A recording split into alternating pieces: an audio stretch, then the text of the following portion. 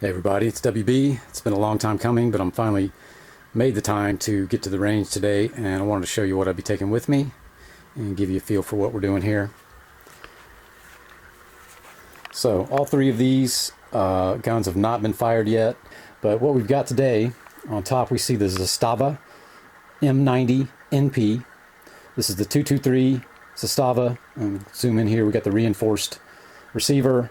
On the M90, we've got the magazine well that is installed by Zastava that allows it to run standard AR-15 magazines. Again, this is 223. Immediately below that, we've got the Arsenal SLR 104 FR, so full-length barrel.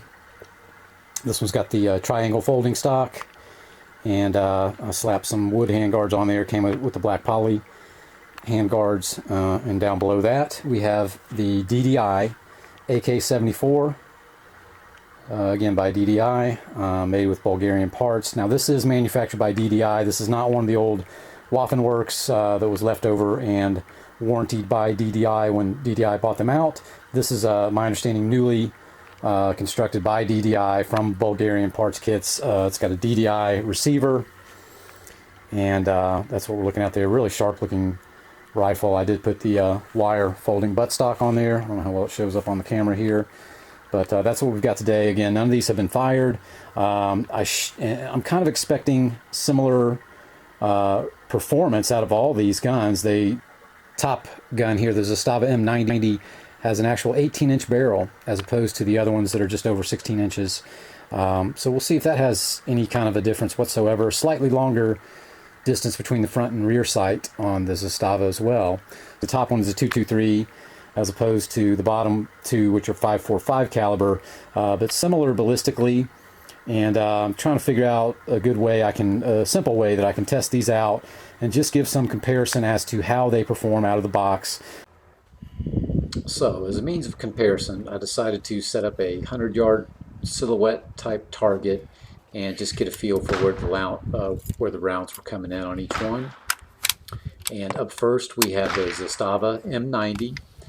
Right off the bat I had some issues with it. I looked at I did a previous unboxing video on this one, and one of the unique features I mentioned about this gun was the adjustable gas system.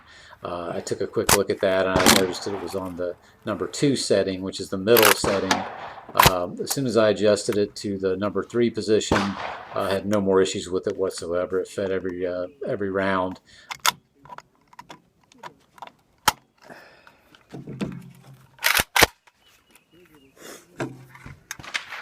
Most of the rounds were fired from a standing position.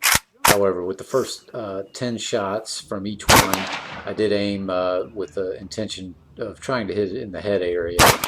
And with my eyes at that distance, the front sight post is really as wide as the target itself, so it's really just more of a matter of just aiming for the top of the target as opposed to the bottom.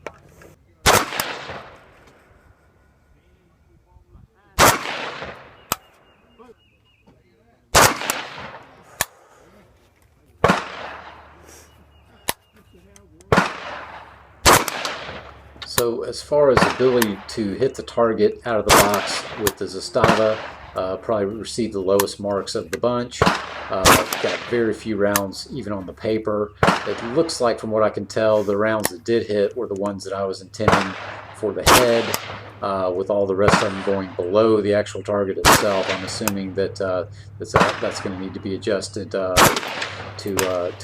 basically bring the sight picture up a little bit, and hopefully we'll get that sorted out.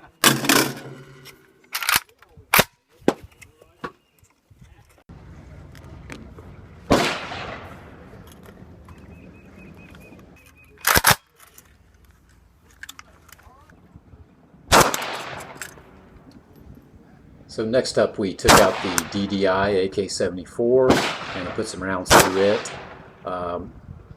Pleasure to shoot this gun. One noticeable difference, though, that I have to point out between this, the Zastava and the Arsenal, is the trigger. This one has very little take up on it. I almost call it a hair trigger. If I wanted to string together some quick shots in rapid succession, this would definitely be the one that I would want to use for that. The Arsenal does have a two-stage trigger. The Zastava has a Tapco G2 trigger, but again, both of them are significantly different than the DDI. The DDI, very little trigger pull, very little take up whatsoever, and almost a hair trigger on this thing. As far as accuracy out of the box, it looks like the DDI is going to have a slight advantage over the Arsenal with 32 total hits on the target. Actually had 4 convincing headshots with 2 others that looked like it would have been problematic to be on the receiving end of. And in general, the rounds on target just appeared to be more centered with the DDI, with the Arsenal coming in a close second.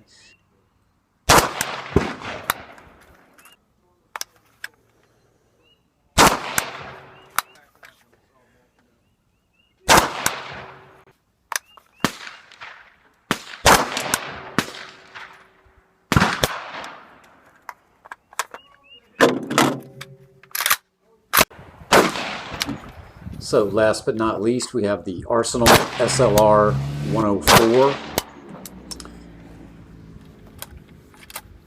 This gun's really a pleasure to shoot, very lightweight.